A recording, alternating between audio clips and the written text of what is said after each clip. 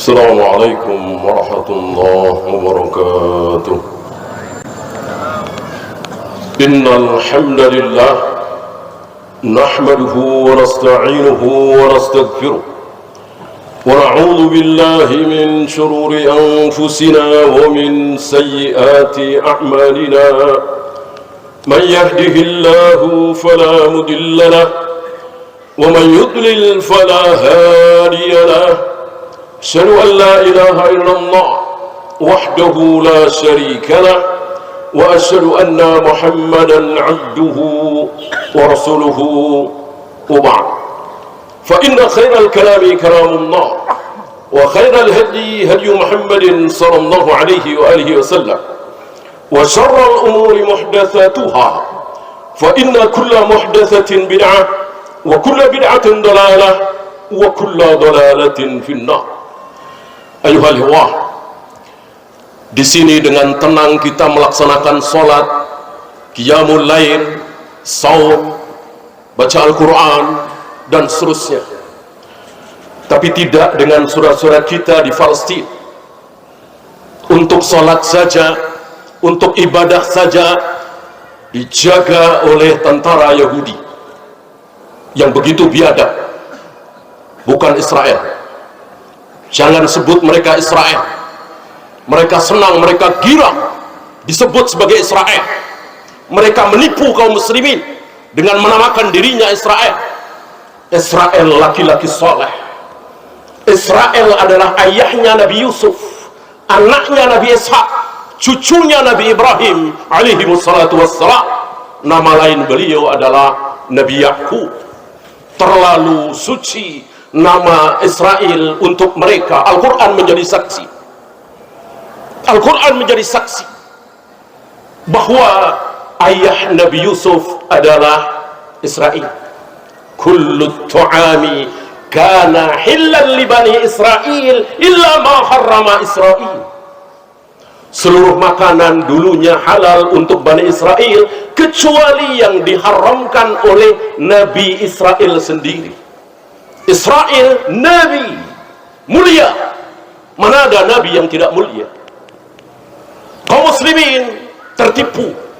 Lihat aja hari ini, hampir-hampir nggak ada kaum muslimin yang menamakan anaknya dengan Israel, padahal ini nama mulia. Beda dengan Yakub, Ishak, Ibrahim, Musa, Isa, apalagi Muhammad alaihi wassalatu wassalam.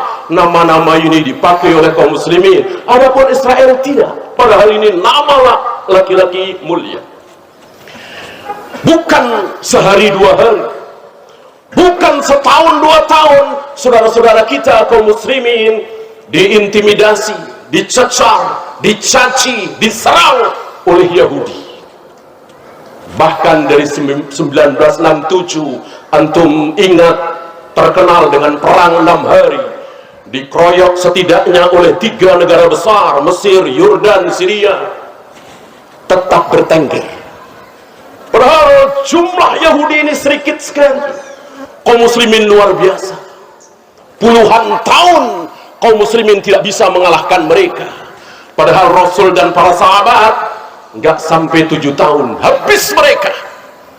Perang terakhir antara kaum muslimin, Rasul dan para sahabat dengan Yahudi, bangsa kera dan babi ini, perang Khaybar tahun ke-7 Hijrah, kira-kira 7 tahun. Diawali dari pengkhianatan mereka satu persatu. Awalnya Bani Quraidah, Bani Qunaiqah, kemudian Bani Nazir, yang akhirnya mereka terusir. Lalu mereka membuat perbentengan di Khaybar dan berakhir dengan perang Khaybar, kalah. Dan setelah ini mereka tidak punya apa-apa, tidak punya negeri, tidak punya tempat. Sampai 1000 tahun lebih baru muncul tokoh mereka, Theodore Herzl, membuat satu gerakan Zionis merebut Palestina dari bangsa kaum muslimin. Dan insya Allah kaum muslimin tidak akan bisa mengalahkan Yahudi, tidak akan, kecuali dengan mencontoh Rasul dan para sahabat, kecuali dengan tidak mencontoh kelakuan mereka. Bagaimana kaum muslimin akan mengalahkan Yahudi sementara kaum muslimin ikut-ikutan kelakuan Yahudi yang menghalalkan yang haram, mengharamkan yang halal? Siapa? Yahudi ditiru oleh kaum muslimin. Padahal kaum muslimin minimal 17 kali dalam sehari semalam memohon kepada Allah supaya tidak ikut-ikutan Yahudi. Siapa yang memohon cuma 16 kali, 15 kali, 14 kali, dosa besar. Dosa besar. Kecuali ketika safar. Ketika mukim tidak safar, minimal seorang muslim memohon kepada Allah supaya tidak mengikuti kelakuan Yahudi minimal 17 kali dalam sehari semalam.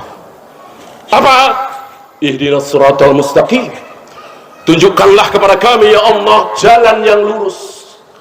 Jalan yang lurus itu jalannya siapa? Islam tidak mengajarkan jalan seperti apa, tapi jalannya siapa? Karena mencontoh lebih mudah daripada ngarang, daripada membaca teks. Lebih baik mencontoh. Maka dikatakan jalan yang lurus itu jalannya siapa? Siratal ladzina an'amta alaihim. Jalannya orang-orang yang telah engkau beri nikmat. Siapa yang telah diberi nikmat? An-Nisa menjawab, minan nabiyyin was-siddiqin wasyuhada was-salihin wa hasuna ulaika rafiqa. Jalannya orang-orang yang telah diberi nikmat adalah para nabi. Ribuan nabi, siapa paling mulia? Nabi Muhammad sallallahu alaihi wasallam. Was-siddiqin, jutaan para siddiq. Siapa? Siddiqul akbar, siddiq terbesar, dan itu keluar dari lisan Nabi alaihi salatu wasallam. Siddiqul akbar, siapa lagi kalau bukan Abu Bakar? Wasyuhada, orang-orang yang mati syahid, jutaan orang yang mati syahid. Siapa yang terbesar? Yang ketika masih hidup sudah dibilang syahid. Biasanya ketika mati tenggelam, mati dalam peperangan, mati terbakar, mati wiladah dan seterusnya, dikatakan syahid. Ini belum mati sudah dibilang syahid. Siapa? Umar dan Utsman. Ketika Rasulullah, Abu Bakar, Umar, Utsman waktu itu sedang berada di atas gunung Uhud, seperti menjelang perang Uhud. Tiba-tiba gunung Uhud berguncang. Nabi langsung mengatakan, usbut ya Uhud, diam engkau wahai Uhud, fa inna fawqakum al-yawm an-nabi was-siddiq wasyahidan. Karena di atasmu ini sekarang ini wahai Uhud sedang ada seorang nabi, ada seorang siddiq, dan ada dua syahid. Siapa nabi? Tentu beliau. Siapa siddiq? Abu Bakar. Siapa dua syahid? Umar dan Utsman. Dan betul dua-duanya mati dalam keadaan terbunuh. Wassalihin, orang-orang soleh. Siapa? Banyak sekali. Siapa yang paling soleh? Siapa lagi kalau bukan Ali bin Abi Thalib, Abdurrahman bin Auf, Zubair bin Awam, Sa'ad bin Abi Waqqas, Abu Hurairah dan seterusnya. Adakah manusia soleh melebihi kesolehan para sahabat? Tidak ada. Tidak ada. Imam Syafi'i soleh, Imam Hanafi soleh, Imam Bukhari, Imam Muslim, Yahya bin Ma'in, Ali bin Madini, Sufyan bin Uyainah soleh. Tapi tentu kalah dengan kesolehan para sahabat. Kesolehan para sahabat dijamin ampun, dijamin ridha, dijamin surga. Tidak ada manusia yang dijamin seperti itu kecuali para sahabat. Taulah kita memohon kepada Allah, tunjukkanlah kepada kami jalannya Rasul dan para sahabat. Ghairil maktubi alaihim, bukan jalannya orang-orang yang engkau murkai. Siapa orang-orang yang dimurkai oleh Allah? Dijawab oleh Nabi, al-maghdubi alaihim al-yahud. Yang dimurkai oleh Allah adalah Yahudi. Waladdallin, bukan jalannya orang-orang dol, sesat. Siapa orang sesat? Dijelaskan langsung oleh lisan Nabi, ad-dallin an-nasara. Bukan jalannya orang-orang Yahudi dan bukan jalannya orang-orang Nasrani. Kita memohon 17 kali minimal dalam sehari semalam. Tapi kita lihat kenyataan. Kita lihat kenyataan ketika hari ini kaum muslimin mempraktekkan riba, berekonomi riba. Uang itu kalau didiamkan harus bertambah. Sekarang 1 miliar, didiamkan tahun depan nggak mungkin 1 miliar, harus lebih. Ini prinsip siapa? Ini prinsip siapa? Rasul dan para sahabat? Tidak sama sekali. Ini prinsip Yahudi. Riba. Lihat kaum muslimin, bukannya mengikuti Rasul dan para sahabat, malah mengikuti Yahudi. Lihat, adakah hari ini mobil, motor, gedung yang tidak asuransi? Antum tahu di dalam asuransi ada apa? Ada riba, ada gharar, ada maisir. Tercampur di situ. Adakah Rasul dan para sahabat mencontohkan seperti ini? Tidak sama sekali. Yahudi. Nabi yang menjelaskan umumnya orang-orang Yahudi kasabnya adalah riba. Itu dari zaman Nabi alaihi salatu wassalam sampai hari ini. Insya Allah antum tahu yang pertama kali mendirikan bank, yang pertama kali mendirikan asuransi siapa? Kalau bukan Yahudi, bukan kaum muslimin. Kaum muslimin ikut-ikutan. Bagaimana kita bisa menang melawan mereka sementara kelakuan mereka kita ikuti? Yang sederhana saja, yang nyukurin jenggot itu siapa? Rasul dan para sahabat, apa Yahudi dan Nasrani? Antum tahu jawabannya? Nggak ada satupun Rasul dan para sahabat mencukur jenggot. Yang mencukur jenggot adalah Yahudi dan Nasrani. Hari ini kaum muslimin mengikuti. Yang berpakaian wanita menampakkan rambutnya, lehernya, betisnya siapa? Para sahabiah? Tidak ada sama sekali. Tidak ada sama sekali yang berpakaian seperti itu, Yahudi dan Nasrani. Diikuti oleh kaum muslimin. Yang menjadikan kubur-kubur menjadi masjid, beribadah di kuburan siapa? Yahudi. Ditegaskan oleh Nabi 4 hari sebelum dia wafat. Beliau katakan la'anallahu al-yahuda wan nasara. Allah mengutuk, melaknat Yahudi dan Nasrani. Kenapa? Ittakhadhu qubur anbiya'ihim masajid. Karena mereka menjadikan kubur-kubur para nabi menjadi masjid. Lihat hari ini kaum muslimin, berapa ratus, berapa ribu masjid yang di situ ada kuburannya. Innalillahi wa inna ilaihi raji'un. Kelakuan Yahudi diikuti. Kelakuan Yahudi diikuti. Gak ada Rasul dan para sahabat menyatukan antara kubur dengan masjid. Kubur Nabi tidak ada di Masjid Nabawi. Sampai Abu Bakar wafat, Umar wafat, Utsman, Ali wafat, kubur Nabi tidak ada di Masjid Nabawi.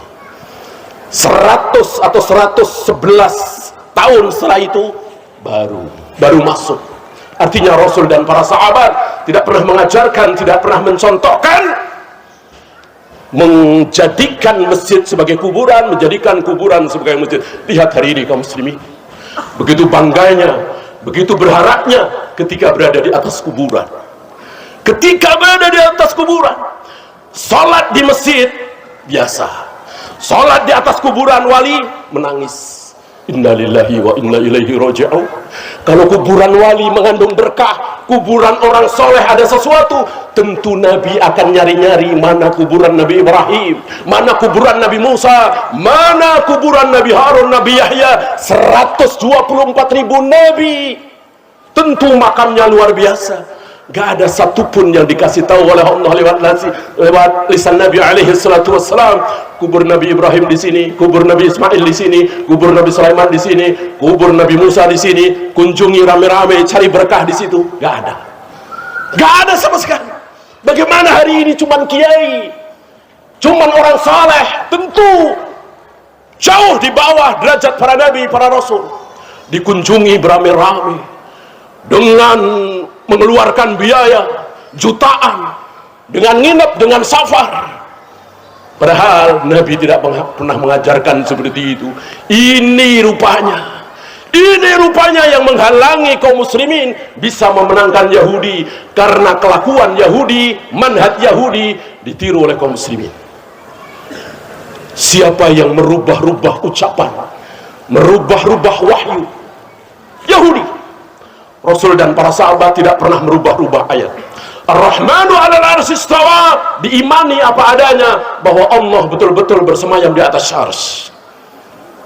Ma mana'aka an tasjuda lima khalaqtu bi yadayya, aku menciptakan Adam dengan kedua tanganku. Tidak pernah dirubah-rubah oleh Allah dan Rasulnya, oleh Rasul dan para sahabat. Allah betul-betul menciptakan Adam dengan kedua tangan. Tapi lihat hari ini kaum muslimin, Ar-Rahmanu 'alal arsy istawa, istawa diganti dengan istaula. Ini ngikutin siapa? Kalau bukan ngikutin Yahudi. Fabaddala alladziina dzalamu qawlan ghairal ladzi qila lahum. Orang-orang zalim itu yang dimaksud Yahudi merubah ucapan yang tidak pernah diajarkan oleh Allah kepada mereka. Apa? Hittah. Allah ajarkan hittah, diganti oleh mereka hintah. Innalillahi. Ini diikuti oleh kaum muslimin. Gak ada di Al-Quran, di As-Sunnah istaula, menguasai, gak ada. Yang ada istiwa. Ar-Rahmanu 'alal arsy istawa. Setidaknya ada 7 ayat dalam Al-Quran. Ada puluhan hadis Nabi SAW yang menegaskan bahwa Allah betul-betul bersemayam di atas arsy. Dirubah-rubah oleh kaum muslimin dengan berbagai akal picik mereka. Kalau Allah bersemayam di atas arsy, berarti Allah butuh arsy dong. Kenapa enggak Nabi yang bilang seperti itu? Mestinya Nabi dan para sahabat yang bicara seperti itu. Mungkinkah mereka lebih pintar dari Nabi dan para sahabat? Nabi diam, Abu Bakar diam, Umar diam, para sahabat diam ketika mendengar ayat Ar-Rahmanu 'alal arsy istawa. Allah betul-betul bersemayam di atas arsy. Allah turun ke langit dunia setiap sepertiga malam. Allah akan menggulung langit dengan tangan kanannya. Semua didiamkan, enggak ada yang dirubah. Hari ini kaum muslimin ikut-ikutan mereka. Satu lagi, ittakhadhu ahbarahum wa ruhbanahum arbaban min dunillah.